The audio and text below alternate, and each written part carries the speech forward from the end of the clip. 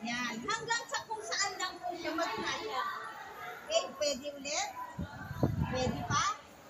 Then, square knot kung hindi na kayang iikot. Okay? Square knot.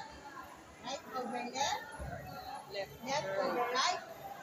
Ngayon, si Dave. No? Hindi natin kakayaan na kaganyan. So, itatago natin si Dave. Okay?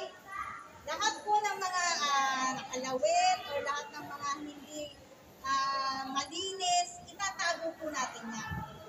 Okay? Mahirap talaga pag may gloves.